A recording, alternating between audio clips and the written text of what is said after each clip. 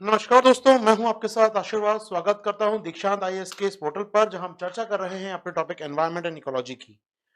आप सभी को दोस्तों वेरी गुड इवनिंग। उम्मीद करता हूं अच्छे होंगे, स्वास्थ्य अच्छा होगा, घरों में होंगे, सुरक्षित होंगे और जुड़े होंगे हमारे साथ, पढ़ रहे होंगे हमारे साथ दोस्तों।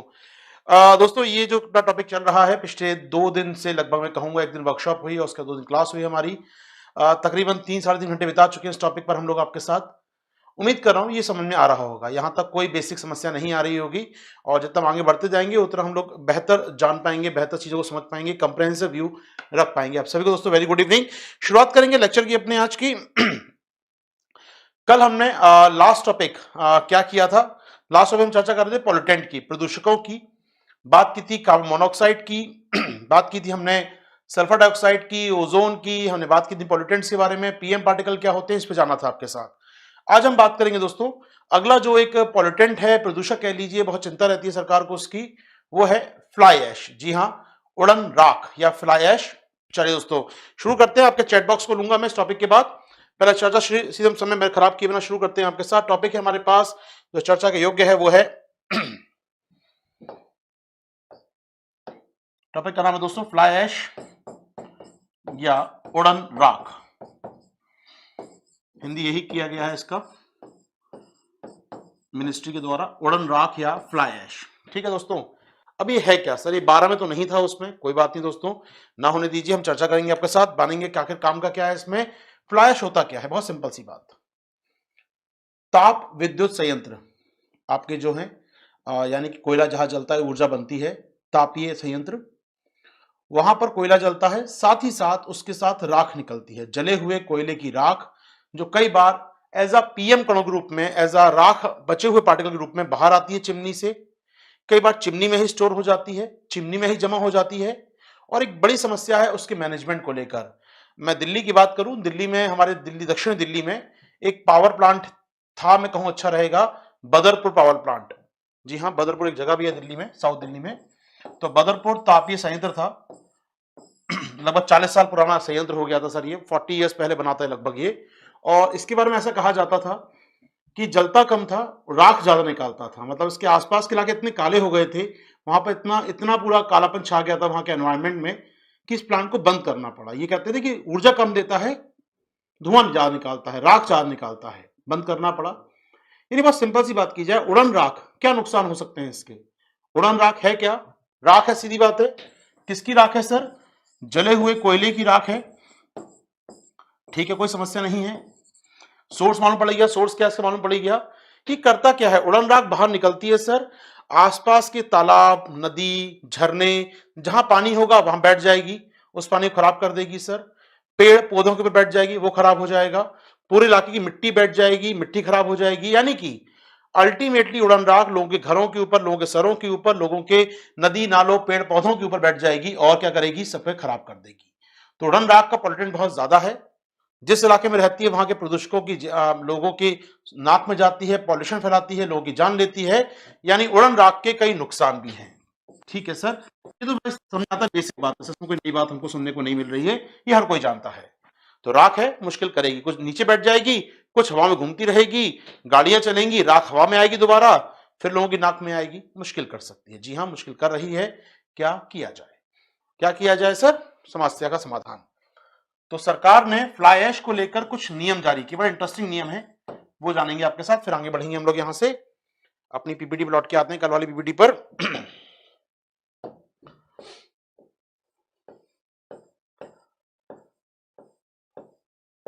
ओके, ठीक है दोस्तों, आइए बात करते हैं उड़न राख के बारे में आपके साथ। उड़न राख की समस्या का हल क्या है? फ्लाई ऐश है क्या? पहली बात तो मैंने बताया आपको, ये कहां से निकलती है? विद्युत संयंत्रों से निकलती है, कोई समस्या नहीं है सर, जहां कोयला जलाया जाता है। विद्युत संयंत्रों के 10 किलोमीटर के आसपास का क्षेत्रफल, मान लीजिए प्लांट है, प्लांट के आसपास का 10 किलोमीटर तक का एरिया जो होगा, ये कहलाता है फ्लाई ऐश जोन। जी हाँ, एक होता है नो फ्लाई जोन, कभी पढ़िएगा, एनवायरमेंट में तो नहीं आता लेकिन वो काम का है। वो होता है नो फ्लाई जोन, आईआर की भाषा में कहते हैं हम लोग उसको नो फ्लाई जोन। लेकिन ये क्या है सर? Fly ash zone. यानी कि यहां बिखर जाएगी राख बड़े स्केल पर 10 किलोमीटर दूर तक। Can you believe it? मतलब जहां प्लांट है वहां से 10 किलोमीटर दूर तक इसके साक्ष्य मिलेंगे आपको सर। ठीक है, नो फ्लाई जोन कहलाएगा। इससे क्या होता है, हवा भी खराब होती है सर और पानी भी खराब होता है। ठीक है, इसको देखते हुए रिसेंटली पर्यावरण मंत्रालय ने क्या किया है सर, फ्लाई ऐश संबंधित गाइडलाइन जारी कर दी है। ठीक है, अब क्या गाइडलाइन है वो जानते हैं आपके साथ, क्या गाइडलाइन है, सुनिएगा, आराम सुनिएगा।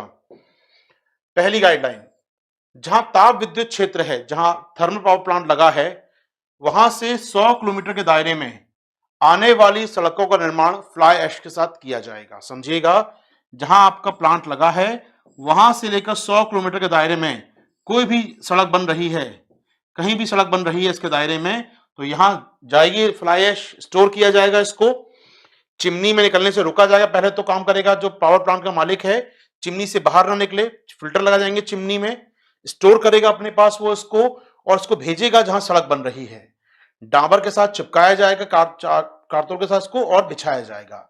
यानी इसका प्रयोग सड़क बनाने में हो सकता है सर, जहां प्लांट है वहां से 100 किलोमीटर दूर तक। हालांकि मिनिस्ट्री इसका एक्सटेंड कर रही है, इस साल 1 अप्रैल से लागू हो जाएगा 300 किलोमीटर दूर तक। यानी जहां पावर प्लांट है वहां से अभी 100 चल रहा है, कुछ दिनों में लागू हो जाएगा सर ये 300 किलोमीटर दूर तक के क्षेत्र में सड़कों का निर्माण जो होगा फ्लाई ऐश के साथ किया जाएगा। इसमें कोई समस्या नहीं है सर। इसके अलावा फ्लाई ऐश का प्रयोग एक वहां भी हो सकता है जहां से आपने कोयला निकाला था, पहले कोयला खाली किया था आपने, तो कोयला खाली हो गई खदान, कई बार डर होता है खदान खसक ना जाए, उसमें स्खलन ना हो जाए, उसमें किस प्रकार का भूस्खलन या उसमें कुछ नीचे दरार तो है, नीचे खोखला हो गया है, वो स्लाइड ना कर जाए नीचे की ओर, धसाव ना आ जाए खदान के अंदर, डर हमेशा रहता है। तो वहां जो खाली पड़ा इलाका है उसके अंदर भर दीजिए इस कोयले को, इस राख को ले जाकर।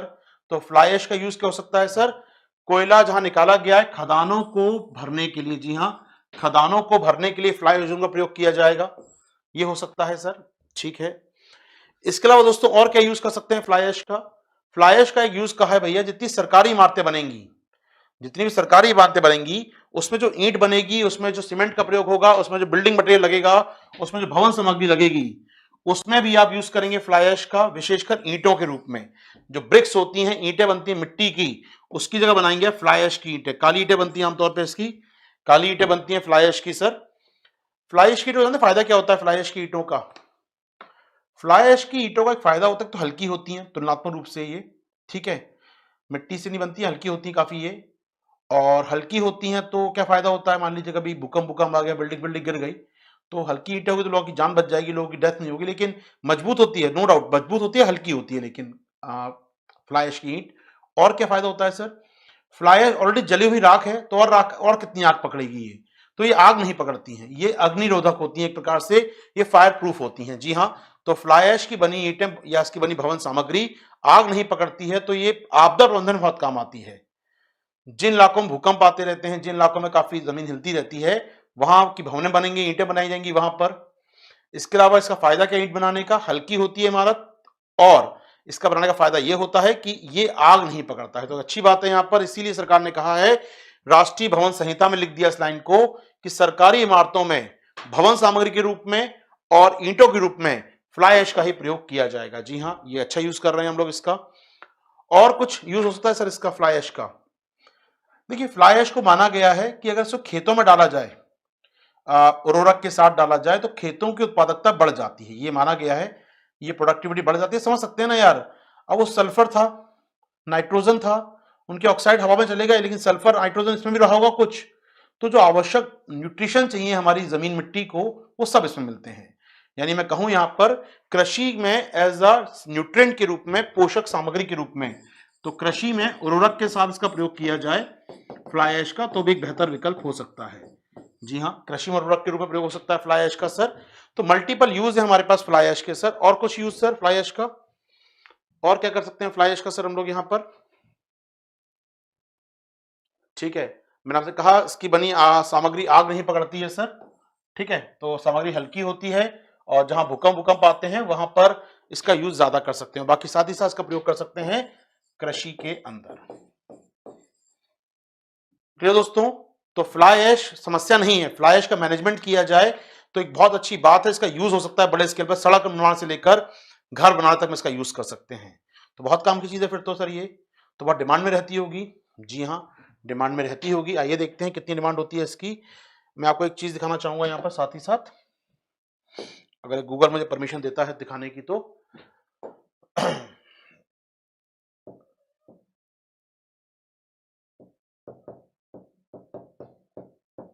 ओके,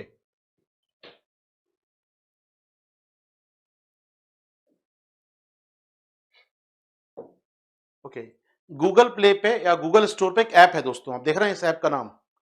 नहीं दिख रहा होगा, थोड़ा जूम कर पाऊंगा क्या मैं इसको? ओके, हाँ, अब देख पाएंगे आप। इस ऐप का नाम है दोस्तों एश ट्रैक, ASHTRACK, एश ट्रैक। किसने बनाया दोस्तों, आपको दिख रहा है? NTPC India limited. NTPC limited है हमारी कंपनी, एनटीपीसी उसने बनाया है, सरकारी मिनिस्ट्री ऑफ पावर ने तैयार किया है दोस्तों। सुन लीजिए आराम से। सरकार ने क्या किया, सरकार को लगता है कि यार ये जो ऐश फ्लाई ऐश है बहुत काम की चीज है, तो इसका यूज होना चाहिए। अब मान लीजिए मेरे पास थर्मल पावर प्लांट है दिल्ली के मुखर्जी नगर में, प्लांट लगा है मेरे पास, ऊर्जा बनती है, कोयला से ऊर्जा बनती है और फ्लाई ऐश है मेरे पास। तो सरकार ने कहा आशीर्वाद सुनो यार, तुम एक पोर्टल बना के दे रहे हैं तुमको, ये ऐश ट्रैक पोर्टल बना के दे रहे हैं हम तुमको। तुम्हारे पास आज शाम 5 बजे कितनी राख है, कितनी फ्लाई ऐश है, मेंशन करो वहां पर। तो लिखो मेरे पास मुखर्जी नगर के पावर प्लांट में 3 टन फ्लाई ऐश है इतने बजे। जिससे देश में अगर कोई भी जानकार कोई भी सड़क बना रहा है, कोई बिल्डिंग बना रहा है, अगर उसको फ्लाई ऐश की आवश्यकता, सीधे संपर्क करेगा तुमसे और तुम उसको बेच पाओगे। यानी कि फ्लाई ऐश एक बेचने कम्युनिटी अपने आप में, कम्युनिटी के रूप में यूज कर सकते हैं इसका। इससे आप उर्वरक बना सकते हैं, इससे आप बिल्डिंग मटेरियल बना सकते हैं, सड़क बना सकते हैं, सीमेंट बना सकते हैं, बहुत सारी चीज यूज कर सकते हैं। तो क्यों ना इसको ट्रैक किया जाए, ट्रैक। तो आप जो ऐश फ्लाई ऐश बना रहे हैं उसे ट्रैक किया जाए, कहां किसके पास कितनी फ्लाई ऐश रखी है उसको मेंशन किया जाए पूरा। तो मिनिस्ट्री ऑफ पावर ने दोस्तों आज से कुछ साल पहले एशट्रैक नाम का एक पोर्टल तैयार किया है, जहां वो आपको देश में किस पावर प्लांट के पास कितनी फ्लाई ऐश है इसकी रियल टाइम जानकारी, अभी 5 बजे कितनी है, कल शाम 3 बजे कितनी है, परसों शाम 2 बजे कितनी है, रियल टाइम बेसिक्स पे जानकारी मिलती है। तैयार किया है मिनिस्ट्री ऑफ पावर ने, यानी देश के ऊर्जा मंत्रालय ने दोस्तों। ठीक है ना, मुश्किल नहीं है, भूलना नहीं है इसको दोस्तों आपको। या मैं आपको एक खबर दिखाता हूं पीआईबी की, यहां पर खबर है सर, पीआईबी की 12 फरवरी 2018 की खबर है सर ये। आप पढ़ सकते हैं, मिनिस्टर आर के सिंह मिनिस्टर थे उस समय, उन्होंने क्या बनाया है सर, उन्होंने क्या किया है, एशट्रैक का उद्घाटन किया, एशट्रैक का उद्घाटन किया। ये एक प्रकार से क्या है सर, पढ़ के देखेंगे, interface between fly ash producer and, जिनको आवश्यकता है, जो यूज करते हैं, जैसे रोड कॉन्ट्रैक्टर, सीमेंट प्लांट आदि। वन लाइन कही जाए अपनी भाषा में सर, यानी कि एशट्रैक एक ऐसा पोर्टल है जिसमें जो फ्लाई ऐश उत्पादन करने वाले हैं, जैसे थर्मल पावर प्लांट, वो और जिनको आवश्यकता है फ्लाई ऐश की, उनके बीच एक इंटरफेस है जहां वो आके एक दूसरे से संपर्क कर सकते हैं, बात कर सकते हैं, एक दूसरे के संपर्क में आ सकते हैं। तो ये है दोस्तों फ्लाई ऐश को लेकर सरकार का एक डिजिटल काम, ऐश ट्रैक। उम्मीद कर रहा हूं सरकारी गाइडलाइन समझ में आ गई होगी, फ्लाई ऐश समझ में आ गई होगी, फ्लाई ऐश का यूज कैसे समझ में आ गया होगा, और सरकार की इनिशिएटिव समझ में आ गई होगी दोस्तों आपको। अच्छा, एक एक कहानी और सुनाऊं, छोटा सुन लीजिए, कहानी और सुना दूं मैं आपको यहां पर। ठीक है, चलिए हैशटैग की हम बात कर सकते हैं यहाँ पर। तो हैशटैग की सुविधाएं दी, वो काम करनी है मेरे लिए।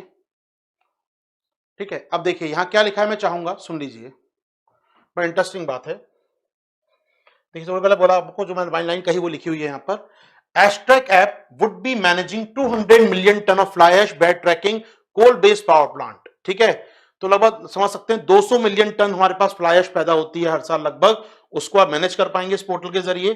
ठीक बात है सर। सेकेंड लाइन कहती है sir, 100 kilometre and 300 kilometre from given location such as availability of fly ash, यानी 100 किलोमीटर दूर कितनी फ्लाई ऐश है और 300 किलोमीटर दूर कितनी फ्लाई ऐश आप जान पाएंगे। आप ना जीपीएस ऑन कीजिए, आपको मालूम पड़ेगा कि आपके आसपास के जो पावर प्लांट हैं उनके पास कितनी फ्लाई ऐश है, 100 किलोमीटर वाले के पास कितनी है और 300 किलोमीटर वाले के पास कितनी है। क्योंकि सड़क बनानी है तो आप 300 किलोमीटर दूर से भी फ्लाई ऐश लेके आ सकते हैं। जहां डीप में जाए परेशान ना हो, हमें याद रखिए पीटी पॉइंट ऑफ व्यू से फ्लाई ऐश को ट्रैक करने के लिए another portal known as Ashtrack, design by ministry of power. चलिए दोस्तों यहां टॉपिक को हम रोकते हैं, कुछ सवाल हो पूछ सकते हैं आप लोग, फिर मैं आगे बढ़ूंगा आपके साथ, अगले 30 सेकंड आपके लिए।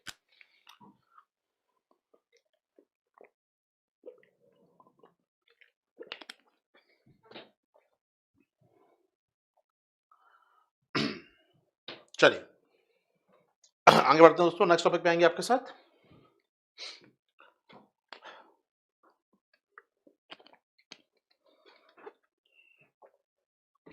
ठीक है, अगर सब लोग सुन रहे हैं, प्यार से समझ में आ रही है, तो ABC का बटन होता है एक।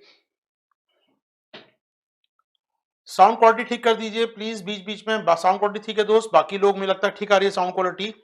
अगर सभी लोगों को साउंड क्वालिटी ठीक आ रही है दोस्तों, तो बटन ए दबा के बताइए, मुझे ए लिख के बताइए कि आपको सबको ठीक क्वालिटी आ रही है सर यहां पर।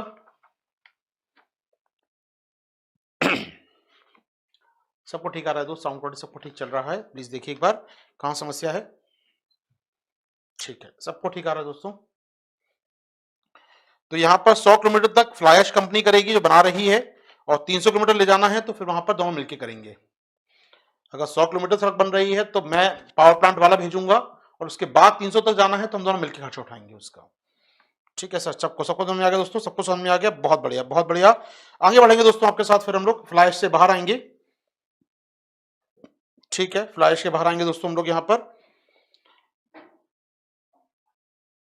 ठीक है, सबको समझ में आ गया दोस्तों, यहाँ पर सबको समझ में आ गया है, बहुत बढ़िया।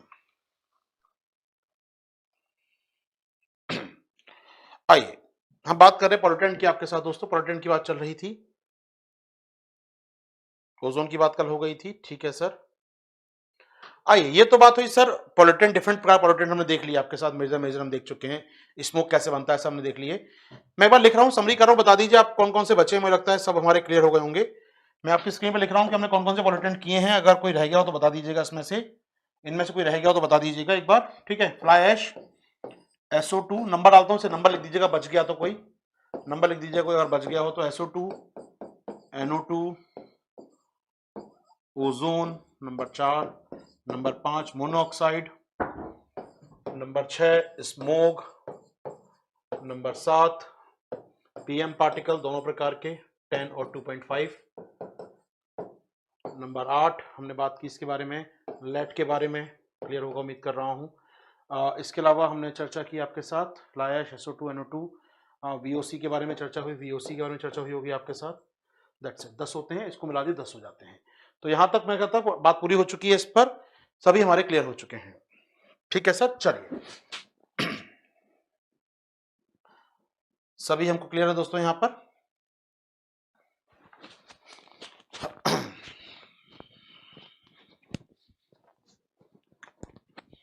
चलिए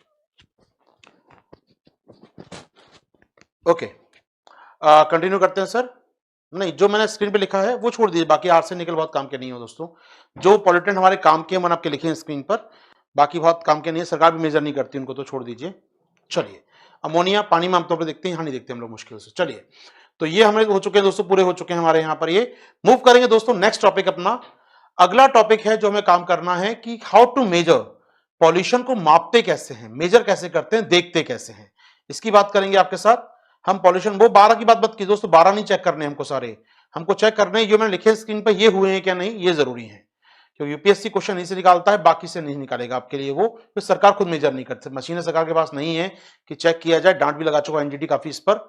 चलिए आगे बढ़ते हैं आपके साथ, हम बात करेंगे आपके साथ कि कैसे मापते हैं हम लोग अपने, कौन से इंडेक्स होते हैं मापने के लिए।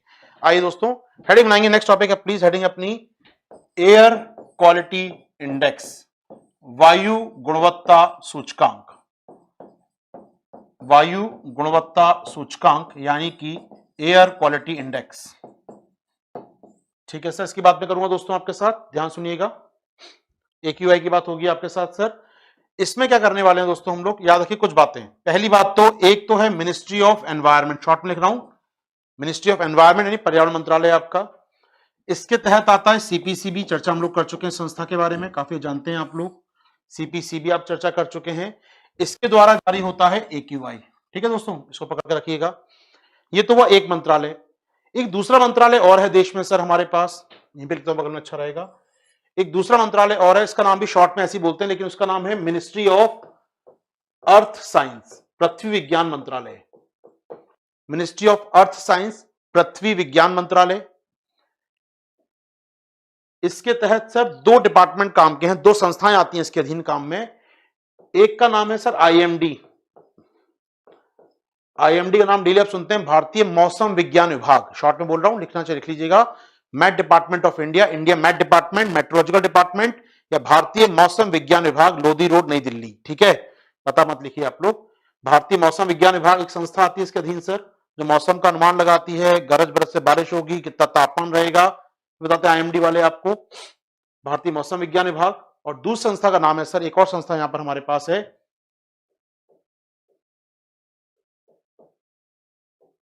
आईआईटीएम पुणे। पुणे शहर में IITM sir, Indian institute of tropical metrology, भारतीय उष्णकटिबंधीय मौसम विज्ञान संस्थान, भारतीय उष्णकटिबंधीय ट्रॉपिकल उष्णकटिबंधीय मौसम विज्ञान संस्थान, हिंदी में लिख लीजिए आराम से, बार बार नाम आएगा संस्था का दोस्तों। भारतीय उष्णकटिबंधीय मौसम विज्ञान संस्थान।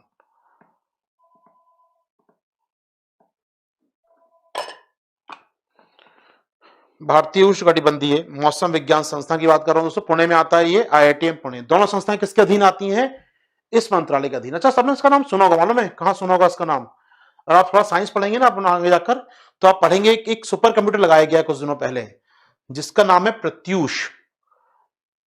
प्रत्यूष नाम का सुपर कंप्यूटर 2018 में लगाया गया भारत के अंदर, वो यही लगाया गया आईआईटीएम पुणे में, भारतीय उष्णकटिबंधीय।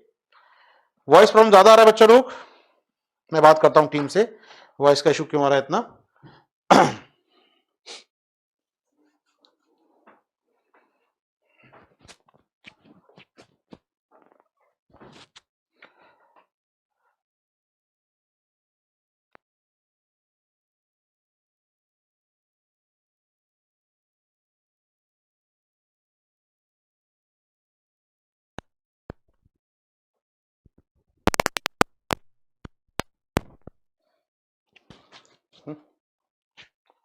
चलो दोस्तों कंटिन्यू करते हैं, मैं बात हो रही है टीम से मेरी, वो देखने प्रयास कर रहे हैं कि आप तक सही आवाज पहुंच जाए।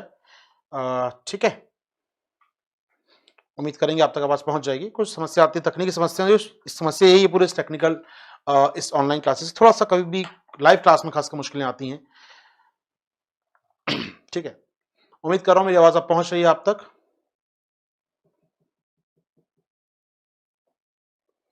मेरी आवाज अब तक पहुंच रही है दोस्तों? अगर क्लियर हो तो प्लीज ए लिख दीजिएगा।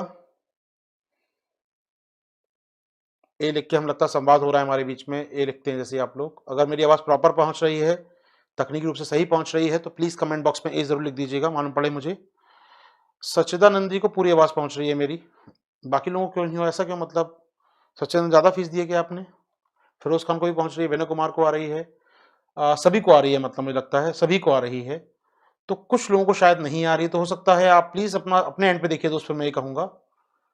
ठीक है, चलो चलो, होता सही हो गई है। चलिए दोस्तों आगे बढ़ते हैं आपके साथ, आगे बढ़ेंगे, कंटिन्यू करेंगे हम लोग अपने इस स्टडी को।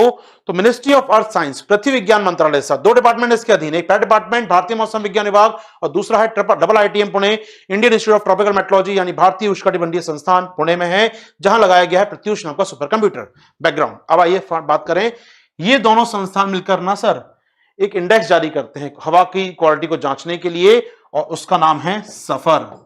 जी हाँ, हिंदी वाला नहीं, इंग्लिश वाला सफर, ये सफर है सर, ये हिंदी वाला है क्या? हिंदी वाला सफर है, सफर सर, ये SAFAR, बात करेंगे इस पर भी आपके साथ।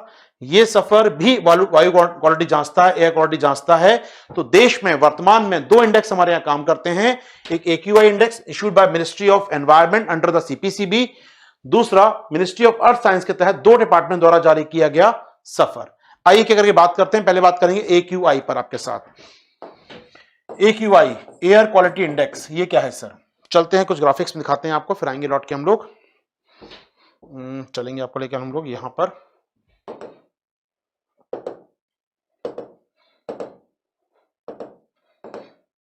AQI चलिए, इंडेक्स हमारा एयर क्वालिटी इंडेक्स, ओके। आइए, हमारा सर ये जो CPCB है ना, CPCB आपको याद है, मैंने कल एक बात कही थी CPCB के बारे में। 3 काम करता है CPCB बचपन से। पहला काम क्या करता है? पहला काम क्या करता है सर? मानक जारी करता है। दूसरा, मानकों की निगरानी करता है, और उल्लंघन करने पर सजा देता है। तो कल से हम पढ़ रहे थे कौन कौन से मानक जारी किए हैं, कितने कितने मानक जारी किए हैं, 12 मानक जारी किए, सब पढ़ लिया आपने। अब मानकों की निगरानी की बात आएगी, तो निगरानी करने के लिए इसने जगह जगह मशीन लगा रखी हैं। देश भर मशीन लगा रखी है इसने, जो उसको बताती हैं कि उस शहर में कितना वायु पॉल्यूशन है, उस शहर में कितना वायु पॉल्यूशन है। ठीक है, अब सुनिए आराम से दोस्तों। तो यहां पर हमारे पास AQI, आराम सुनिएगा, AQI की बात कर रहा हूं। तो CPCB की जो मशीनें लगी हैं, जो वायु की गुणवत्ता को जांचती हैं, वायु की गुणवत्ता को देखती हैं दोस्तों, उसकी बात करो तो ये क्या करती है मालूम है? 8 प्रकार के मानक चेक करती हैं। जी हां, 8 प्रकार के मानक चेक करती हैं। कौन कौन से करती हैं सर? आपकी स्क्रीन पर देखिएगा। पहला है सर PM10, मैं लिखते जाऊं, अच्छा रहेगा यहां पर साथ में। कौन सा मानक जांचती हैं सर? पहला है सर PM10 मानक। तो PM10 चेक करती हैं, मैं चाहूंगा नोट डाउन कर लीजिएगा, 8 आएंगे। PM10, PM2.5, PM2.5, तीसरा है सर NO2, तीसरा है NO2, चौथा है सर ओजोन, चौथा है सर ओजोन, पांचवा है मोनोऑक्साइड, सल्फर डाइऑक्साइड, अमोनिया और लेड। जी हां, ये 8 मानक हैं जो चेक करते हैं आपके CPC वाले रेगुलर बेसिस पर कि जनाब ये इनकी क्वालिटी कैसी चल रही है। हर शहर में मशीन लगी होती हैं, वो जांचती हैं, हवा को सक करती हैं, हवा को खींचती हैं अपनी तरफ, उसके बताती है कितने PM पार्टिकल है उसके अंदर, कितने उसके अंदर SO2 है, गणना करते हैं ये लोग, कोई समस्या नहीं है। आपको याद होगा दोस्तों, उस दिन मैंने CPCB का पोर्टल खोला था, राष्ट्रीय वायु निगरानी, राष्ट्रीय वायु गुणवत्ता निगरानी कार्यक्रम, याद है कुछ? CPCB के पोर्टल पर मैंने कहा था आपसे अबाउट अस पढ़ लीजिएगा आप लोग। मैंने कहा था, लिखा इसमें CPCB के बारे में, उस पर लिखा होगा वायु की गुणवत्ता के लिए कार्यक्रम चलाता है वो national air quality monitoring programme, राष्ट्रीय वायु गुणवत्ता निगरानी कार्यक्रम। तो राष्ट्रीय वायु गुणवत्ता निगरानी कार्यक्रम जो चल रहा है सन 83 से, लगभग 30 साल 40 साल हो गए इसको चलते हुए। राष्ट्रीय वायु गुणवत्ता निगरानी कार्यक्रम के तहत, national air quality monitoring programme के तहत हमारा CPCB इन 8 प्रकार की गैसों की, 8 प्रकार के प्रदूषकों की जांच करता है रेगुलर बेसिस पर, और इन 8 के आधार पर जारी करता है कंबाइंड AQI इंडेक्स। 8 को मिलाकर जारी होता है AQI इंडेक्स, यानी कि एयर क्वालिटी इंडेक्स जारी होता है। तो पहली बात तो याद रखिएगा, 8 ही चेक करते हैं, 12 चेक ही नहीं करते हम लोग। 12 के मानक जारी कर दिए, 12 को जांचने की मशीनें ही नहीं है हमारे पास, तो चेक ही नहीं करते। हम मुख्यतः चेक करते हैं 8 आपके लिए ये। तो 8 पॉल्यूटेंट चेक करते हैं, इनको मिला के बनता है आपका AQI, यानी कि एयर क्वालिटी इंडेक्स। चलिए, अब जो एयर क्वालिटी इंडेक्स होता है सर, इसमें स्केल है। स्केल क्या है सर? आइए देखते हैं आपके साथ। ये ऑटो लिख ली होंगे, उम्मीद कर रहा हूं आपने। अब इसको समझते हैं दोस्तों आपके साथ। ये क्या है सर?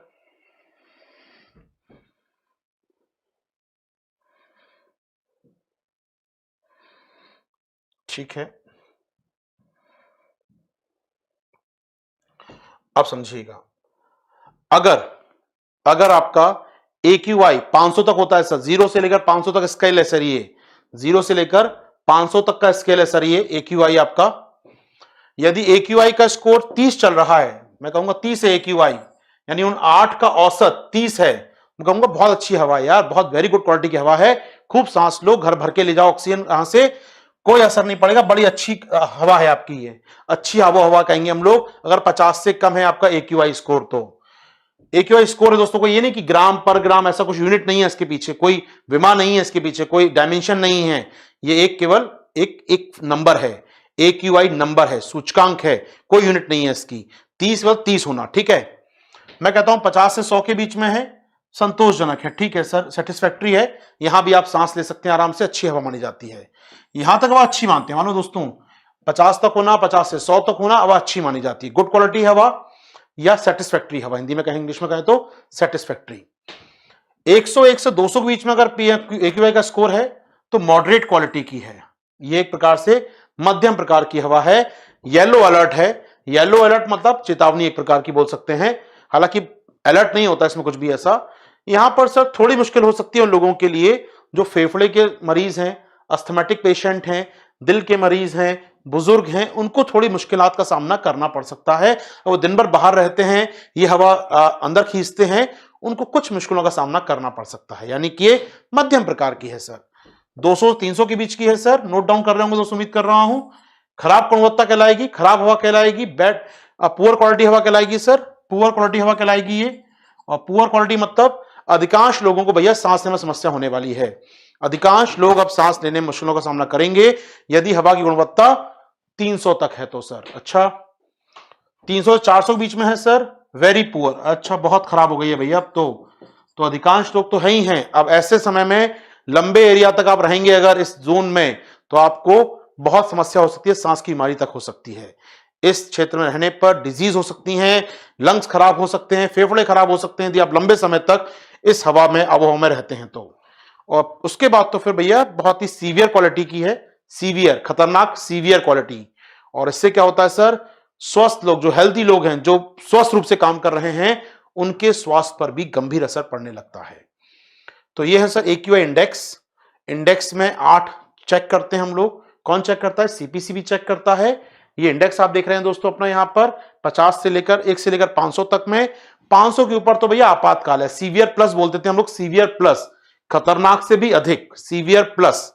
तो सीवियर प्लस मतलब वो आपातकाल, एक प्रकार से वो हवा नहीं है, वो जहर घुला हुआ है, आप उस जहर में सांस ले रहे हैं, कम कीजिए। अब सोचिएगा आप नंबर पढ़ते होंगे, एग्जांपल देता हूं मैं आपको यहां पर, या कुछ खबर निकाल लेते हैं कहीं से भी हम लोग। मैं आपसे कहूं कि दिल्ली का AQI स्कोर कितना है आज का, देख लेते हैं। आज तो हवा अच्छी थी, क्या बारिश हो गई 2 दिन पहले, तो आज तो शायद हवा अच्छी होगी। मैं बात करूं आपसे दिल्ली का real time air quality index कितना है सर, आइए देखते हैं आपके साथ। हमारे इलाका, जो हमारा इलाका लगता है यहाँ पर जहांगीरपुरी के इलाके आसपास, चलिए मान लीजिए अभी देख रहे हैं यहाँ पर, ठीक है। अगर हम माने यहाँ पर तो AQI इंडेक्स की बात करूं मैं आपके साथ, तो AQI इंडेक्स मान लीजिए हम ले लेते हैं किसी भी इलाके का, पंजाबी बाग का चलिए ले लेते हैं हम लोग यहाँ पर, तो ठीक है। तो अमेरिका वाला दिखा रहे हैं, तो शायद USA वाला है ये। अच्छा CPCB का नहीं है इंडेक्स, छोड़ दीजिए, हमारे काम का नहीं है ये, हमें चाहिए CPC वाला।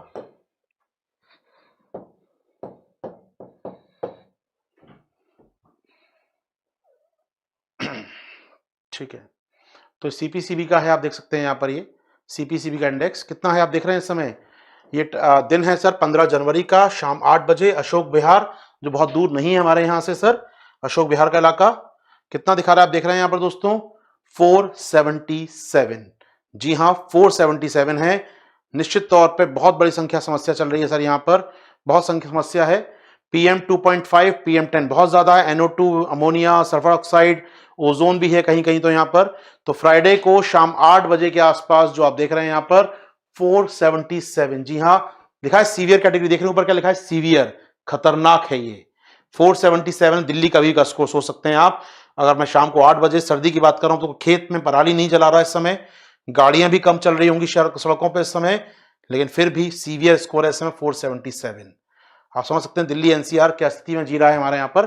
कोई भी इलाका आप चाहें तो कोई भी इलाका चले जाइए, दिल्ली में किसी भी इलाके में चले जाइए आराम से।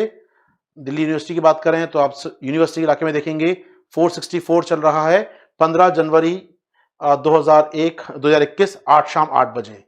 दिल्ली कोई भी इलाका ले लीजिए आराम से CPCB में जाकर, या अपना शहर आप आइडेंटिफाई कर सकते हैं।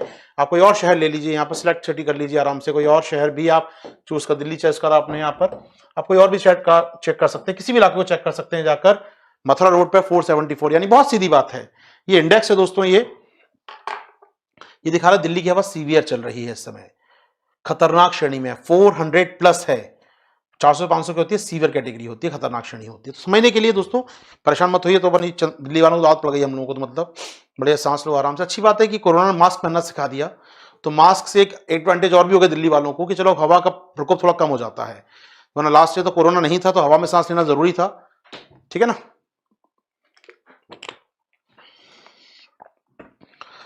ठीक है सर, ठीक है। अब याद रखिएगा एक चीज हमेशा इस इंडेक्स में, इस इंडेक्स में एक चीज और कहते हैं, मालूम है एक बात और कहते हैं इस इंडेक्स के बारे में, वो क्या है sir, one colour, one code, one description या वन विवरण। इसका मतलब क्या है मालूम है, AQI इंडेक्स के बारे में ये लाइन कही जाती है सर, एक कलर या one colour, one code, one description, एक कलर, एक कोड, एक विवरण। इसका मतलब क्या है सर दोस्तों, इसका मतलब यही है जो आप देख रहे थे पीछे मेरे साथ, एक कलर दिया गया भैया, light green, green, yellow, red, brown, ये वो कलर दिए गए हैं। एक कलर के साथ एक कोड दिया गया है, 50 है, 100 है, 500 है, कोड दिया गया है और डिस्क्रिप्शन दिया गया है। तो इसको हम कहते हैं एक colour one code one description. तो AQI के लिए शब्द यूज होता है सर ये, यहां एक नंबर एक कलर को दिखाता है और एक कोड को दिखाता है। जैसे कि आप यहां देख रहे हैं मेरे संग, इसमें ये आप कलर देख रहे हैं, यहां पर एक सीवियर है, कलर है और एक नंबर है। तो one colour one code one description. Description जानते हैं इसका क्या होगा, सीवियर है यानी बहुत मुश्किल होने वाले लोगों के लिए, बहुत खराब होने वाली स्थिति यहां पर। अच्छा दोस्तों, तो ये है आपके साथ, मैं कह रहा हूं यहां पर जारी कौन करता है इसको सर, CPCB इसको जारी करता है। लिखा होगा सर यहां पर कहीं ना कहीं, देख रहे हैं ऊपर लिखा हुआ है, साइड में ऊपर कोने में देखेंगे, सबका मालिक एक, वो है CPCB। जी हाँ दोस्तों, ये लिखा है CPCB ने। क्लियर हमको दोस्तों? सवाल हो पूछ सकते हैं पहले, फिर आगे बढ़ेंगे आपके साथ। सवाल आपके पास AQI के ऊपर कोई भी जारी करता है CPCB इसको,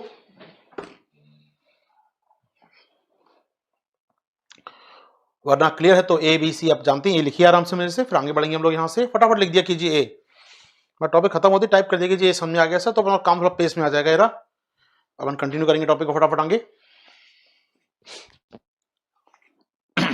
चलिए, बहुत बढ़िया, सबकी तरफ से ये आ गया नंबर, ठीक है।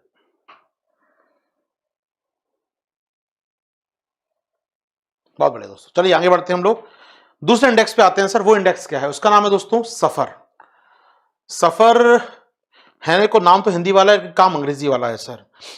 क्या मतलब है सर सफर का? जारी करता है मिनिस्ट्री ऑफ अर्थ साइंस। चलिए सफर की यात्रा पे चलते हैं, आपको लेकर सफर पे चलते हैं थोड़ा सा आपको लेकर। SAFAR, suffer index ministry of earth science. चलिए उम्मीद करता हूं खुल जाएगा इसमें। नीति ट्रॉपमैट सफर इंडिया, उम्मीद करता हूं शायद सही ठीक होगा। जी हाँ ठीक है। आइए सफर की बात कर रहे हैं दोस्तों, सफर इंडिया। थोड़ा जूम हो जाओ, नीचे आओ, थोड़ा सा माइनस करते हैं। सफर इंडिया, पहले तो सफर का बड़ा सा नाम है दोस्तों, आपको थोड़ा याद करना पड़ेगा, इसमें कुछ मेरे पास ज्यादा करने की क्षमता नहीं है। सफर का पूरा नाम देख रहे हैं, अंडरलाइन भी किया मैंने, इसलिए यहां पर मैंने नहीं किया, सरकार ने करके दिया है। System of air quality and weather forecasting and research. बड़ा सा नाम है, याद करना कर लीजिए, ना करना चाहे ना करें। सफर की बात कर रहा हूं दोस्तों, system of air quality and weather forecasting, system of air quality and weather forecasting and research. Hindi में समझ पाए, हिंदी नहीं करना हमको इसकी, एक एब्रिविएशन है। Air quality and weather forecasting, एक साथ शब्द पढ़ें तो वायु गुणवत्ता और मौसम का पूर्वानुमान एवं अनुसंधान, यानी कि वायु गुणवत्ता और मौसम, एक साथ बोलिए, वायु गुणवत्ता और मौसम, इन दोनों का पूर्वानुमान और अनुसंधान। Weather forecasting, air quality and weather forecasting, इसकी फोरकास्टिंग करना और रिसर्च करने की प्रणाली का नाम है सफर। यानी इंपॉर्टेंट बात मालूम है क्या, इसका क्या छुपा हुआ है?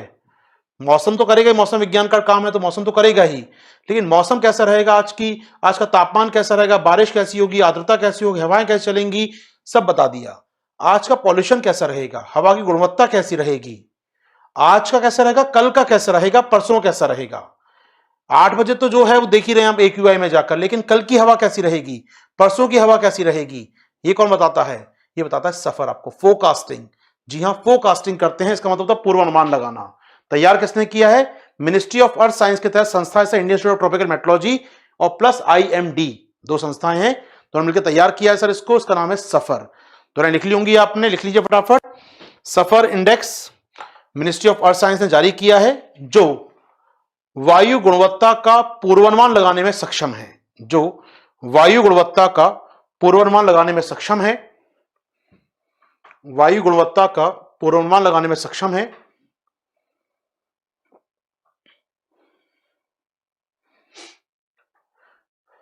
वायु गुणवत्ता का पूर्वानुमान लगाने में सक्षम है।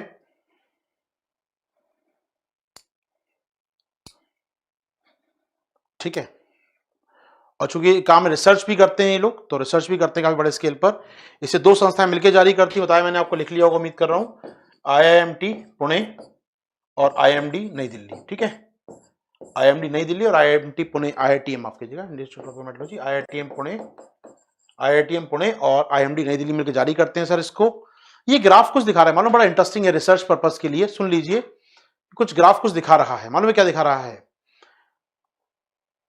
देखिए ये ग्राफ ये दिखा रहा है कि देश की हवा साफ हो रही है। बड़ा इंटरेस्टिंग पार्ट है, मालूम है। दिल्ली की बात करें पर्टिकुलर, दिल्ली का एक बेंचमार्क लेते हैं हम यहां पर। दिल्ली की हवा साफ हो रही है। कैसे सर? बहुत पोल्यूशन बढ़ रहा है। तो अभी 477 देखा हम लोगों ने। इस ग्राफ को देखिए, बड़ा इंटरेस्टिंग ग्राफ है दोस्तों, मालूम है। बड़ा इंटरेस्टिंग ग्राफ है ये। आइए, बड़ा इंटरेस्टिंग ग्राफ है। PM10 की बात कीजिए, PM10, ठीक है। साल 2018 में, साल 2018 में दोस्तों 300 कितने 65 दिन होते हैं, 64 दिन, चलिए 64 दिन मान लेते हैं, ठीक है। 365 मान लीजिए, अच्छा रहेगा। 365 दिन थे साल भर में, उसमें से 55 दिन ना वो दिन थे जब PM10 पार्टिकल अपने वायु गुणवत्ता मानक जो आपने जारी किए हैं, याद है इसका नाम सुना होगा आपने बचपन में, पहली क्लास में, यानी कि ये जो मानक जारी किए ना सर हमने, इन मानकों के दायरे में था। यानी कि वो क्वालिटी स्टैंडर्ड थी जो मानक जारी किए CPCB ने, उसके दायरे के अंदर था।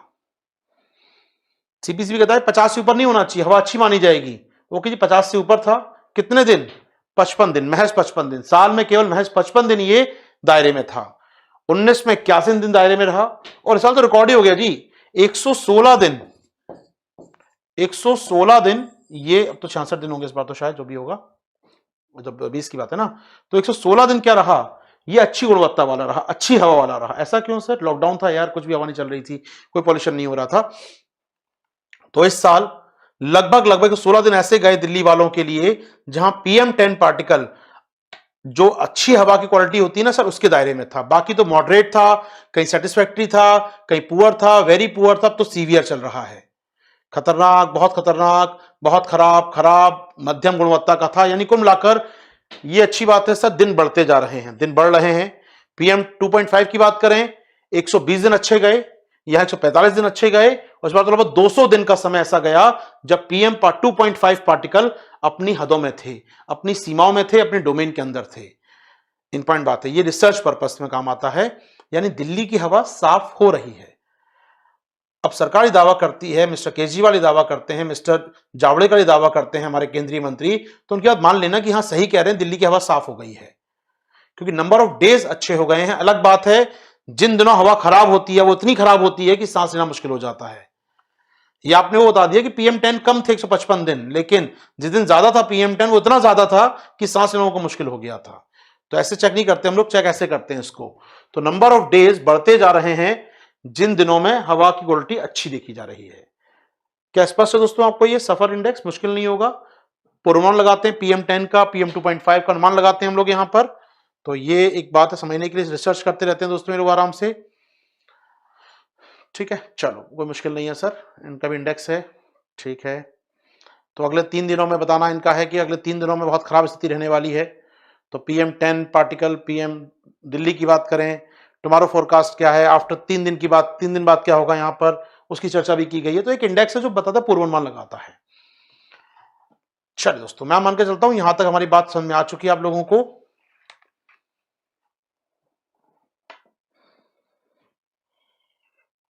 ओके, आनंद कह रहे हैं सर AQI में NO2 को क्यों नहीं रखा गया, ऐसा था क्या? NO2 नहीं था AQI में? AQI में NO2 नहीं था क्या दोस्त?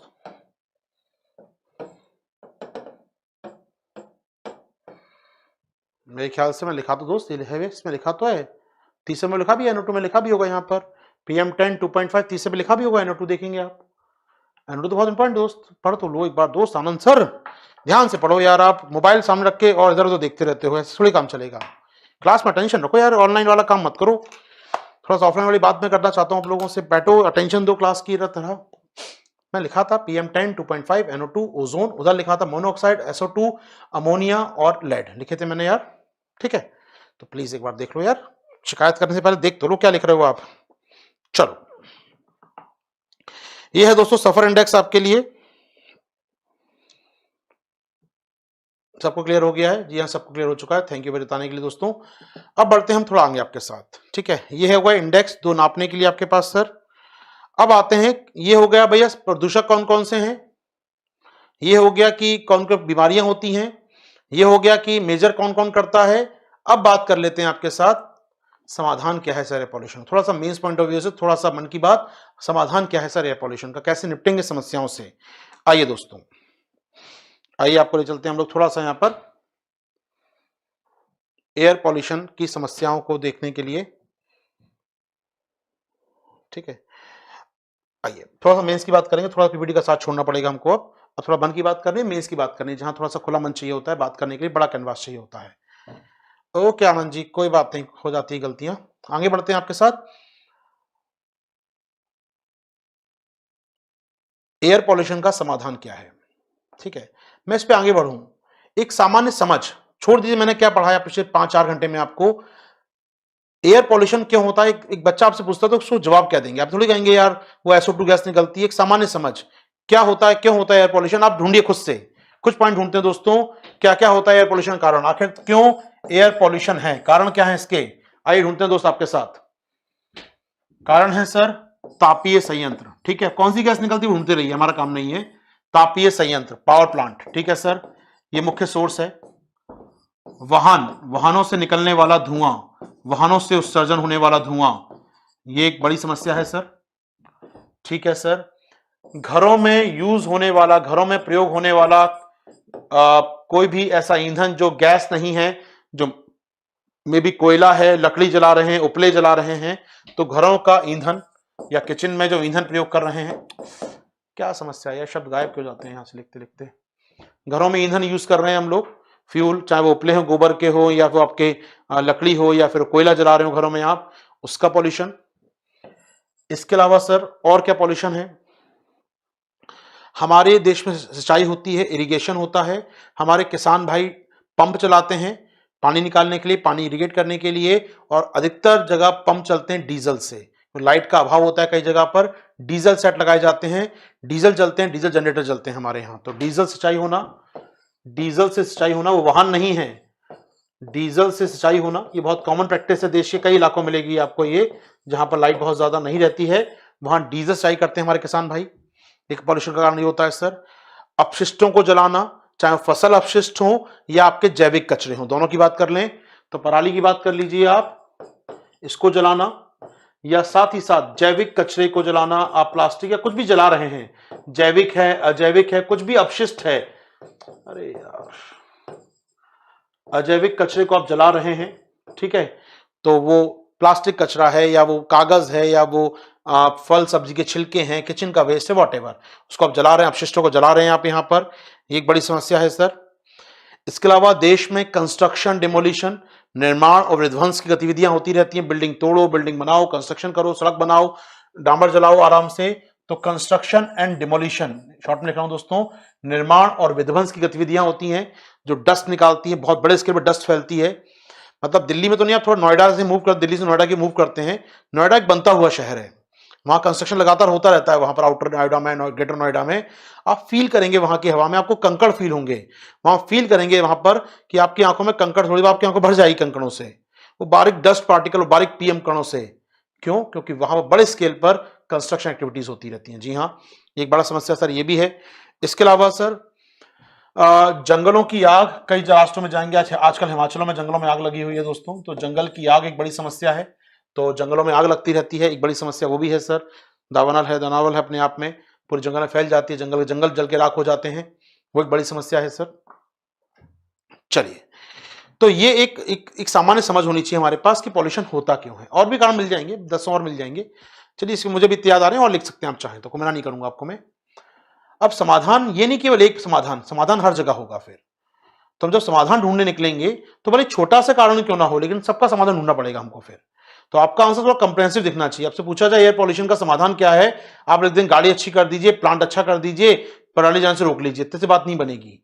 पॉल्यूशन सारे कारणों से होता है, तो महिलाओं को उज्ज्वला सिलेंडर बांटना भी इसके अंदर आएगा। निर्माण कार्य के लिए गाइडलाइन के भाई हरा पर्दा ढक के रखोगे जहां बिल्डिंग बन रही है, वो भी इसके अंदर आएगा। आप इरिगेशन करने के लिए कुसुम योजना चला रहे हो, इरिगेशन करने के लिए आप किसानों को बिजली दे रहे हो, किसानों को सस्ती बिजली मिले, ना वो डीजल चलाएं, ये आप प्रयास कर रहे हैं। कचरे को ना जलाया जाए, उसको रीयूज किया जाए, रिसाइकिल किया जाए, उसका पुनर्प्रयोग किया जाए, उससे सड़कें बनाई जाएं, आप प्रयोग कर रहे हैं, उसको आप जलने से बचा रहे हैं। पराली का कुछ प्रयोग कर लिया जाए, उससे गैस बना दी जाए, उसका कुछ और यूज कर लिया जाए, उसका आप यूज कर रहे हैं। यानी अल्टीमेटली आपको सब समाधान ढूंढने हैं। केवल ये कह देना कि कोयला संयंत्र जिम्मेदार है, वाहन जिम्मेदार है, नहीं, ये सब जिम्मेदार हैं और सभी के लिए कुछ ना कुछ किया जाएगा। तो जब आंसर लिखने बैठते हैं मेंस का आप, अब मुझसे कहा जाए प्रधानमंत्री उज्ज्वला योजना पर एक शॉर्ट नोट लिखिए।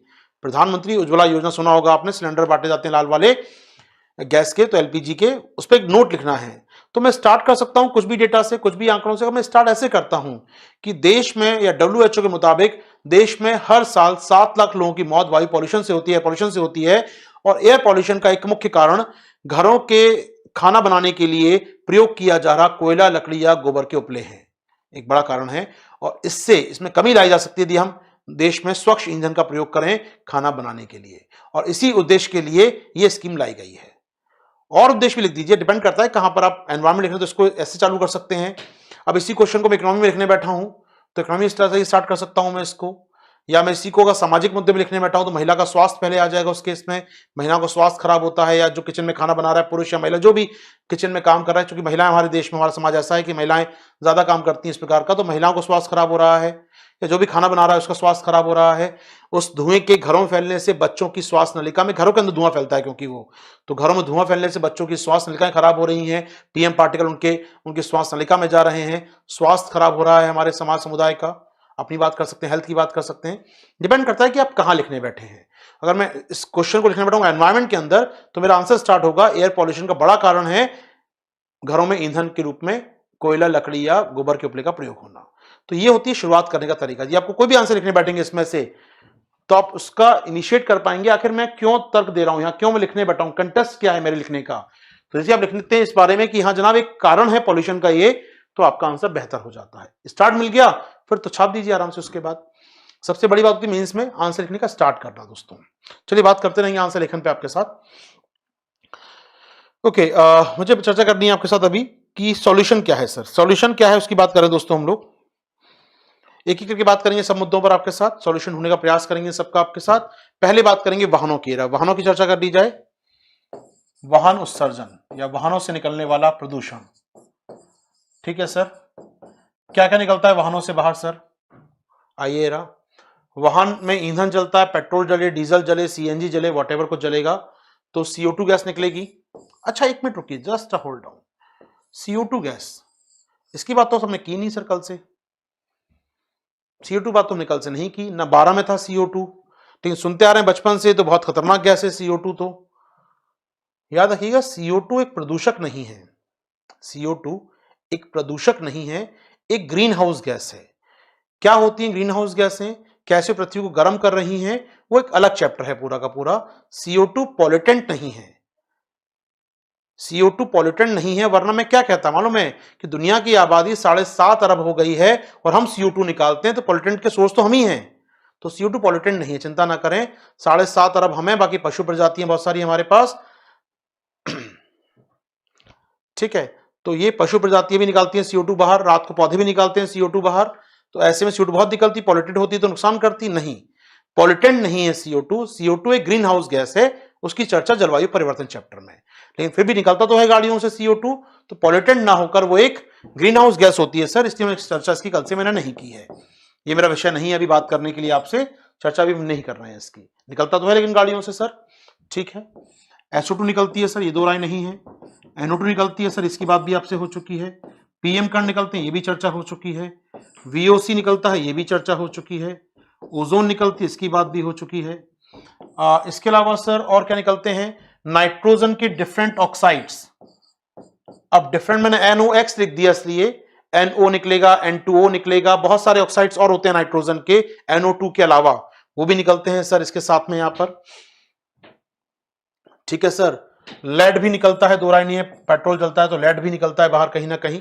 चलिए यानी कुछ ये चीजें हैं वाहन पॉल्यूशन से बाहर निकलती हैं, इसमें कोई दो राय नहीं है। आइए क्या प्रयास किए, प्रयास सूची बनाते हैं। हमारे दोस्त अमन कह रहे हैं सर जैसा आपने ग्राफ बना के लिखा है, क्या आंसर राइटिंग करते वक्त ऐसे लिखते सकते हैं या बुलेट में पॉइंट्स लिखें।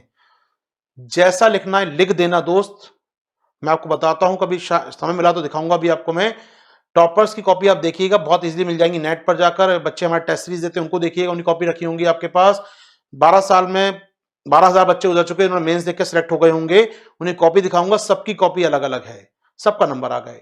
तो एक सिंगल फॉर्मूला है जी नहीं, आप बुलेट बनाते हैं, आप गोला बनाते हैं, आप फ्लो चार्ट बनाते हैं, आप पैराग्राफ लिखते हैं, आपके कंटेंट अच्छा है, एग्जामिनर तक बात आपकी कम्युनिकेट कर पाता है तो नंबर मिल जाएंगे, कोई रोकने वाला नहीं है।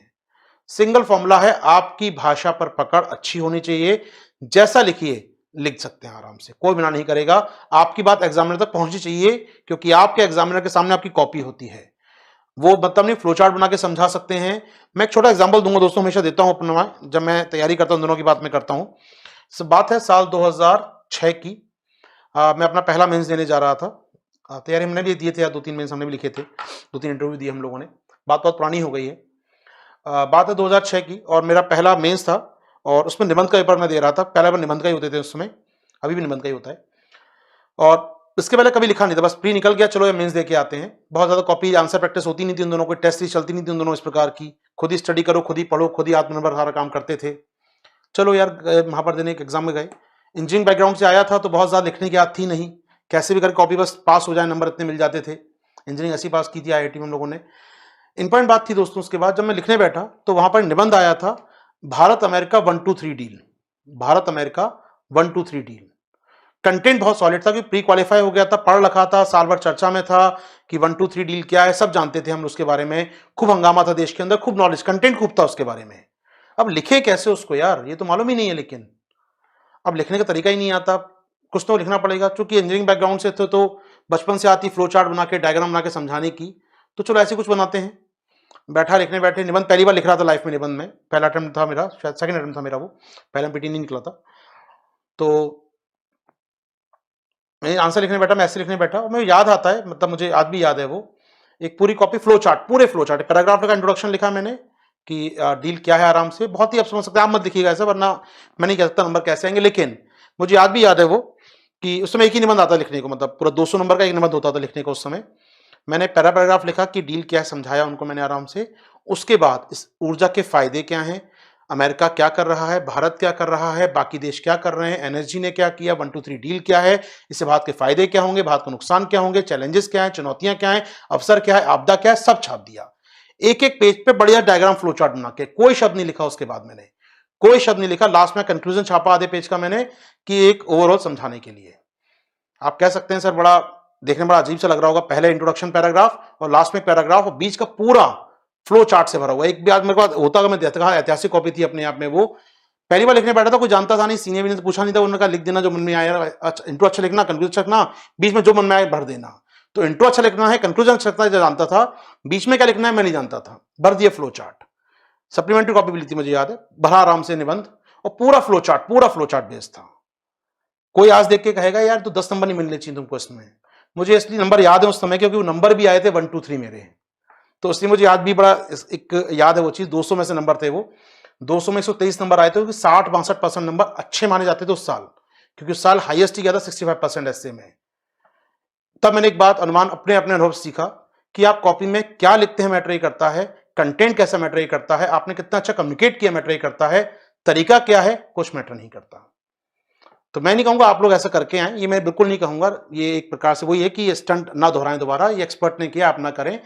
लेकिन एक बात की सीख जरूर मिलती है हमको इससे, क्योंकि फिक्स पैटर्न नहीं होता लेखन का, फिक्स पैटर्न कभी नहीं होता लेखन का कभी। आपने अच्छा कंटेंट लिखा है, आपने एग्जामिनर तक पहुंचा दी बात, इसमें ही सबकी भलाई है। तो प्लीज कोई आप देखिए, मैं कहता हूं ना, टॉपर कॉपी रखिए नेट पर यार, इजीली जाके सर्च कीजिए, सबकी कॉपी मिल जाएंगी आपको। जिन्होंने टेस्ट दिखे हैं, जिन्होंने एग्जाम टेस्ट लिखा है, हिंदी अंग्रेजी माध्यम, सबकी कॉपी रखी है, उनकी कॉपी देखिए। जो टॉपर 1 रहा उसकी कॉपी भी रखिए, टॉपर 2 कॉपी रखिए, दोनों कॉपी अलग अंतर है यार। उसी आंसर को उसने कुछ और तरीके से लिखा है, इसने कोई और तरीके से लिखा है, कोई पॉइंट में लिख कर आया, कोई पैराग्राफ में लिख कर आया है, किसी ने डायग्राम बनाया, किसी ने मैप बना के लिख कर आया है, सबके नंबर आए, सब सिलेक्ट हुए हैं। यानी इससे पता लगता है कि कोई यूनिवर्सल फॉर्मूला नहीं है राइटिंग का। आपको जैसे छापना है छापिए, आपकी बात को आप ढंग से कम्युनिकेट कर पाए, बहुत जरूरी वो बात है। आपको मेरा तरीका अच्छा लगता है पढ़ाने का, पांडे सर का तरीका बहुत अच्छा पढ़ाने का, और किसी टीचर का अलग तरीका होगा, सबका तरीका, अल्टीमेट गोल क्या है, आप तक अपना मैसेज कन्वे करना। हर कोई मैसेज कन्वे कर जाता है, मैं आके तेज बोलता हूं, ग्राफ समझाता हूं, नेट खोलता हूं, आप तक मैसेज पहुंच जाता है। पांडे सर आके अपने विचार रखते हैं, अपने क्लियर उनके पास थॉट होते हैं, आप तक मैसेज पहुंचा देते हैं। हर फैकल्टी अलग तरीके से आता है, आप तक मैसेज पहुंचाता है, आप तक पहुंच गया, हर फैकल्टी सफल हो गया यहाँ पर। तो अब कहीं हर फैकल्टी का फॉर्मूला एक से होगा पढ़ाने का, नहीं हो सकता। ऐसे लिखने वाले का तरीका भी एक नहीं हो सकता। हर कोई अलग अलग तरीके से लिखेगा अपने आंसर को, और सबके नंबर आएंगे। लेकिन जरूरी है कि इफेक्टिव कम्युनिकेशन हो। हमारे न्यूज मीडिया में रहा काफी लंबे समय तक, तो एक खबर हमारा अलग प्राइवेट चैनल आते हैं, कोई चिल्ला की खबर पढ़ता है उसकी बात ही पहुंचाते दर्शक, उसके ही फैन है दर्शक उसमें, कोई बहुत शालीनता से खबर पढ़ता है उसके खबर भी हैं, और एक दूरदर्शन वाला एरा भी था जहां पर लोग हाथ जोड़कर बैठ के खबर पढ़ते थे, वो एरा भी देखा है हम लोगों ने, वो भी खबर सुनते थे लोग। तो खबरें वही हैं, सब लोग पसंद करते हैं, कुछ लोग इसको पसंद करते हैं, कुछ उसको पसंद करते हैं, आप तक खबर पहुंच जाती है, जरूरी ये होता है। तो हर किसी का तरीका कम्युनिकेशन का दोस्तों अलग अलग होता है, लेकिन सबका तरीका सही है, लेकिन अगर बात सही पहुंचाई गई है तो कंटेंट अच्छा हो, आपकी कॉपी को पढ़ के एग्जामिनर को समझ में आ जाए। सिंगल लाइन ये है, कैसे लिखा है मैटर ये नहीं करता, कितने पेन का यूज किया, हिंदी में ऊपर लाइन खींची कि नहीं खींची आपने हिंदी वालों ने, कोई मैटर नहीं करता। उम्मीद कर रहा हूं ये विवाद हम ये पर थम जाएगा, क्योंकि ये बात बार बार आता है, मेरी क्लास में बता दिया मैंने इसलिए कि ये बहुत सिंगल लाइन बता रहा हूं दोस्तों, कोई सिंगल लाइन फॉर्मूला नहीं है। कोई कहता है कि ऐसे लिखो आंसर, तो वो आपको पक्का बेवकूफ बना रहा है, क्योंकि एक तरीका बिल्कुल लिखने का नहीं है। 1000 लोग सिलेक्ट होते हैं फाइनली लिस्ट के अंदर, 15 या मान लीजिए लगभग 3 से 4000 लोगों को इंटरव्यू बुलाया जाता होगा, तो 3 से 4000 कॉपी आप देखेंगे जिनका मेंस क्वालिफाई हुआ है, सबकी कॉपी कहीं ना कहीं अलग प्रकार की होगी, सबकी कॉपी में कुछ ना कुछ अलग कंटेंट होगा, कंटेंट भी अलग हो सकता है, किसी का तरीका अलग हो सकता है, लेकिन फिर भी सिलेक्ट होगा, सब लोग इंटरव्यू देने जा रहे हैं। इसका मतलब है कि कोई सिंगल फॉर्मूला नहीं है कम से कम। चलिए आगे बढ़ते हैं दोस्तों आपके साथ। ये है हमारे वाहन पॉल्यूशन के कारण हमने ढूंढ लिए, यहाँ पर क्या क्या निकलता है वो देख लिया आपके साथ। मोनोऑक्साइड निकलती है वो जोड़ लीजिए, और इसके अंदर मोनोऑक्साइड निकलती है सर, ठीक है। आगे बढ़ेंगे दोस्तों आपके साथ, थोड़ा आगे चलते हैं कहानी को लेकर, कैसे पॉल्यूशन कंट्रोल किया जाए, आखिर वाहनों से पॉल्यूशन निकलता है, कैसे कंट्रोल किया जाए सर। आइए, क्या क्या स्ट्रेटजी हमारे पास हो सकती है। वाहन प्रदूषण, या मैं शॉर्ट लिखूं दोस्तों, व्हीकुलर पॉल्यूशन, ठीक है, शॉर्ट में लिखना अच्छा रहेगा। एक बार लिखता हूं आपके लिए, वाहन प्रदूषण या vehicular pollution, vehicle pollution, vehicular pollution, ठीक है, वीपी लिखें।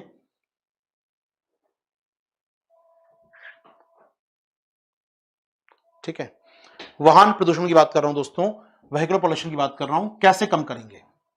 बहुत सिंपल सी बात सर, एक आजकल ईंधन आते हैं, भारत स्टैंडर्ड सुना है हम लोगों ने, BS6 वाले ईंधन आ गए हैं, ठीक है सर, तो BS6 ईंधन यूज करेंगे। क्या होता है पढ़ाऊंगा, डिटेल में चिंता ना करें, अभी सुन लीजिए, एक ब्रीफ कर रहा हूं मैं आपके साथ। BS6 ईंधन यूज कर सकते हैं आप सर, ये एक तरीका है, अच्छा ईंधन है। ये ईंधन होता है, इंजन होता है, इंजन होते हैं दोस्तों ना, गाड़ियां होती हैं इसकी।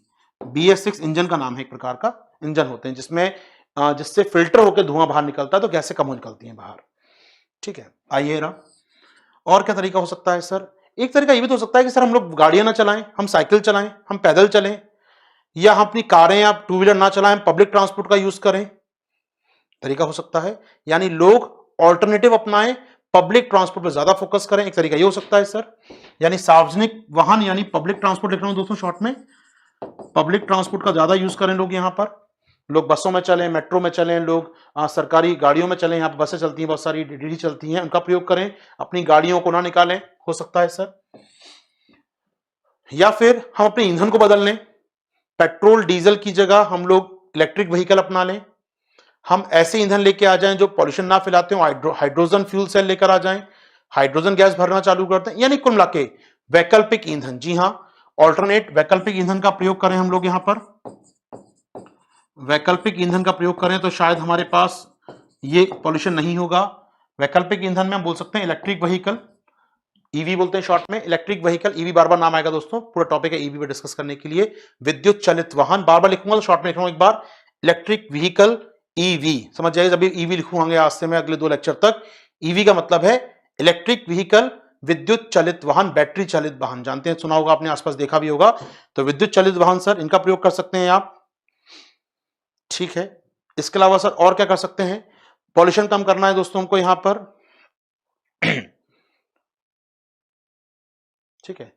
इसके अलावा सर एक काम कर सकते हैं हम लोग, चर्चा होती है, ग्रीन चैनल बोलते हैं हम लोग, कई बार डेडिकेटेड या कॉरिडोर बोलते हैं हम लोग, डेडिकेटेड कॉरिडोर।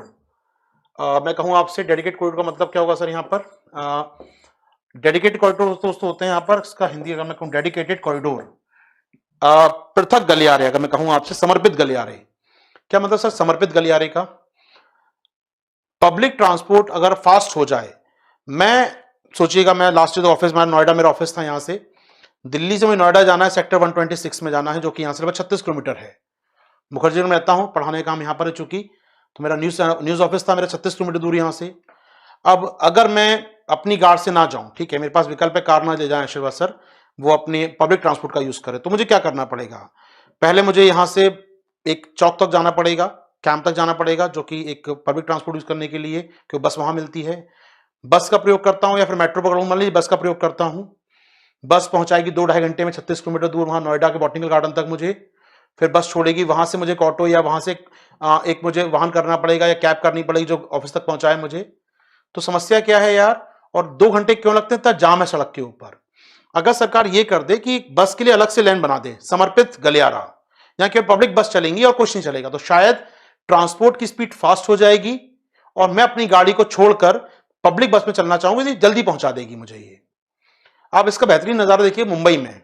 मुंबई में क्या है ना, सड़कों पर इतना जाम होता है कि मुझे बांद्रा से वर्ली जाना है, या मान लीजिए 5-6 किलोमीटर का सफर करना है, मान लीजिए मैं अंधेरी में रहता हूं या मैं पवई में रहता हूं, पवई से मुझे जाना है अंधेरी तक, जो कि लगभग 6-7 किलोमीटर का रास्ता है, उसे पार करने में 2 घंटे लग जाएंगे। बहुत सीधी बात है, हटाओ यार, साइड में करो, मैं ठाऊंगा अपनी, आप जाऊंगा लोकल ट्रेन पकड़ूंगा, 2 मिनट के अंदर पहुंचा देगी मुझे अंधेरी।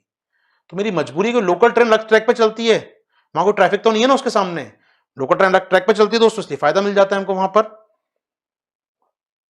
ठीक है, तो ये हम बात कर रहे हैं दोस्तों आपसे, समर्पित गलियारे बना दिए जाएं, ऐसी बसों के लिए गलियारे बना दिए जाएं, डेडिकेटेड कॉरिडोर बना दिए जाएं, तो शायद लोग अपने पब्लिक वाहन, अपनी गाड़ियों कम निकालेंगे और पब्लिक वाहन का, पब्लिक ट्रांसपोर्ट का अधिक यूज करेंगे। हो सकता है ये काम करें हम लोग सर। आइए दोस्तों, और क्या कर सकते हैं। इसके अलावा दिल्ली में सीएम साहब लेकर आए थे हमारे ऑड इवन जैसी स्कीम, आपने सुना जरूर होगा इस कुख्यात स्कीम के बारे में। ऑड इवन सुना है ना, ऑड इवन के बारे में सुना जरूर होगा, मतलब आप देश के किसी भी इलाके में रहते हो, टीवी देखते होंगे, न्यूज चैनल देखते होंगे, ऑड इवन की चर्चा बहुत होती है, उसकी हंसी उड़ाई जाती है, उसकी तारीफ की जाती है, डिपेंड करता है कि कौन सा चैनल देखते हैं आप, लेकिन ऑड इवन की चर्चा जरूर सुनी होगी। एक दिन वो गाड़ियां जिनका रजिस्ट्रेशन नंबर का अंतिम अंक ऑड है या जिनका अंतिम अंक इवन है, वो निकलती है एक दिन। तो ये एक तरीका है गाड़ियों की संख्या कम करने का सड़कों के ऊपर, जबरदस्ती लिए आप एक काम कर सकते हैं, लेकिन लोग भी समझदार दिल्ली के, 2 गाड़ी रख लेते हैं, चलो यार एक दिन ये गाड़ी जाएंगे, एक दिन इस गाड़ी जाएंगे, क्या अंतर पड़ गया, चलो कोई बात नहीं।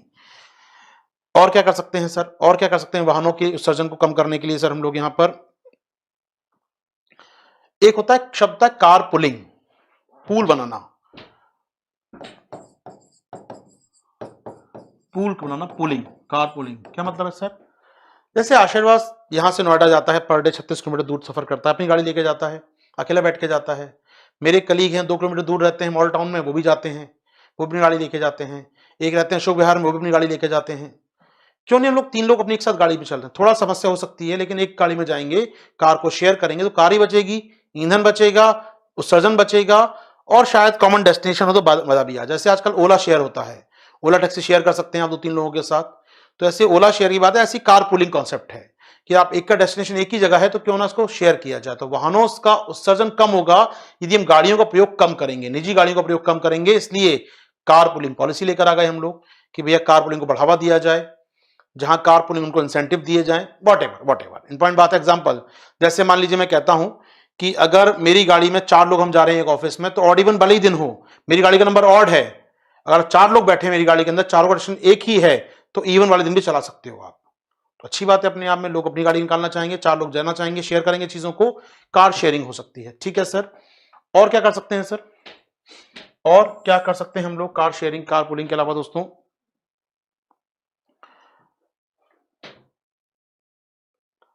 ठीक है सर, इसके अलावा यूज ऑफ बायोफ्यूल बढ़ा सकते हैं सर हम लोग, ये एक इंपॉर्टेंट चीज है, बायोफ्यूल का उपयोग बढ़ाएं गाड़ियों में।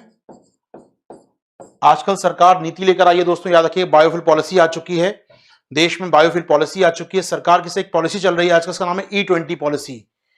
E20 पॉलिसी शब्द बहुत चर्चा में है आजकल, E20 मालूम है क्या है दोस्तों, ई का मतलब है एथेनॉल, ई का मतलब है एथेनॉल।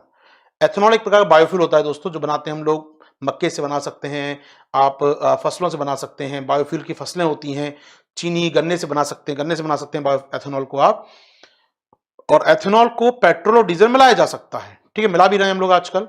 तो सरकार का एक कॉन्सेप्ट पढ़ाऊंगा बायोफ्यूल के बारे में अलग से आपको मैं, कि 2030 तक डीजल में कम से कम 20% बायोफ्यूल एथेनॉल मिलाया जाए। एथेनॉल 20 का मतलब है, E20 का मतलब है 2030 तक एथेनॉल को मिलाया जाए 20% डीजल के अंदर, जिससे बायोफ्यूल होगा तो शायद धुआं भी कम निकलेगा डीजल का, सल्फर कंटेंट भी कम हो जाएगा, और शायद मुझे कहना चाहिए एक प्रकार से पॉल्यूशन भी कम हो जाएगा। ये पॉलिसी आ गई सर वाहन पॉल्यूशन आपको कम करने के लिए।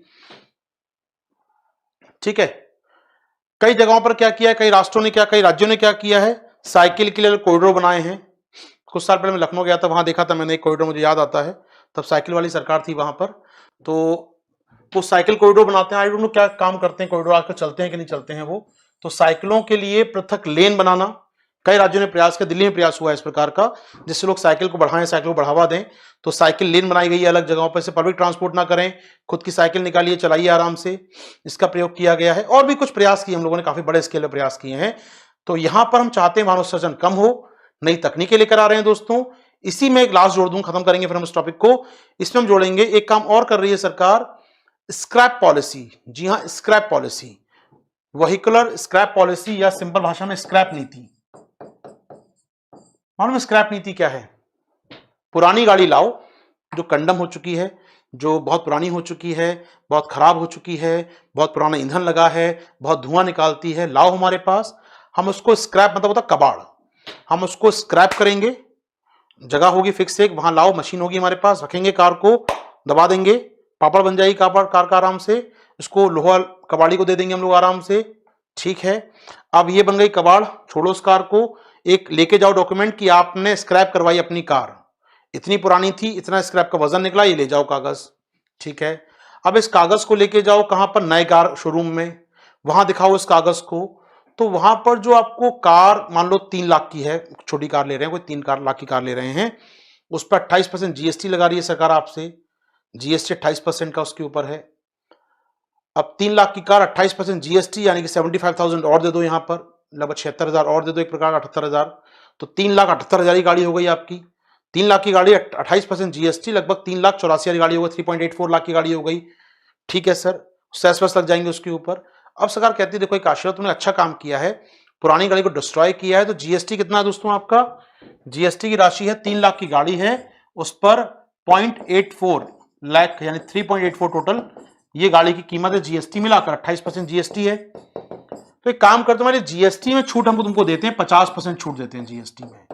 तुम गाड़ी कितने की मिलेगी मालूम है, 3.42 लाख की मिल जाएगी। वाह सही है, 50,000 छूट मिल रही है मुझे, और स्क्रैप करो गाड़ियां।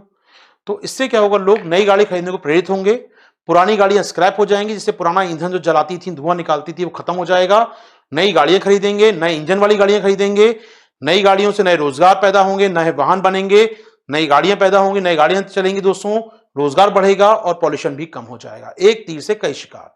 तो स्क्रैप नीति आ गई है, लागू होने वाली दोस्तों बहुत जल्दी आपके लिए, जिसमें पुरानी गाड़ी को स्क्रैप कराने पर एक सर्टेन छूट मिलेगी आपको यहां पर जीएसटी में। गाड़ी कीमत 3 लाख, वो तो लागत है, उसको कम नहीं कर सकते ना, वो तो लागत है कंपनी की, टैक्स कम कर सकती है सरकार, इंसेंटिव दे रही है आपको, लाइए पुरानी गाड़ी स्क्रैप करके आपको छूट देंगे टैक्स में हम लोग। तो short of policy scrap policy है, जिसके जरिए भी आप पुरानी गाड़ियों को बंद करवाकर नई इंजन वाली गाड़ियां ला सकते हैं, उस सर्जन को कम करा सकते हैं। क्या मेरी बात पहुंची दोस्तों आप तक? बताइए फटाफट मुझे आप लोग जरा।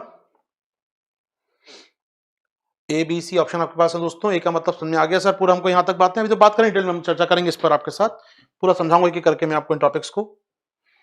अभी यहाँ पर यहां तक समझ आएगी नहीं बातें आपको, बताइए दोस्त मुझे आपको। उम्मीद कर रहा हूं वहां तक क्लियर हो चुकी हैं आपको बातें। अच्छा दोस्तों, आज क्लास को थोड़ा सा छोटा करेंगे हम लोग, थोड़ा छोटा करेंगे, थोड़ा मतलब 20 मिनट छोटा करेंगे, और चूंकि कल मिलेंगे आपके साथ 8 बजे फिर हम लोग। ठीक है, तो उम्मीद कर रहा हूँ यहाँ तक सब कुछ समन्वय बना हुआ है हमारे बीच में, कोई समस्या नहीं बनी है, सबको सही चल रहा है। बहुत बढ़िया दोस्तों, ये अच्छा लगता है मुझे इस प्रकार का चैट बॉक्स ना, मतलब थोड़ा सा साफ सुथरा चैट बॉक्स हो, कोई शिकायती मंच ना हो अपने आप में। सवाल पूछिए, सवाल पूछने का मंच है वो, सवाल आराम से पूछिए, डरने की बात नहीं है। ठीक है, चलिए, आपको सवाल पूछने का पूरा अधिकार है, लेकिन सवाल को सही समय पूछा जाए तो इफेक्टिव होता है, वरना गलत सवाल गलत टाइम पूछा जाएगा तो बहुत नुकसान कर सकता है आपको।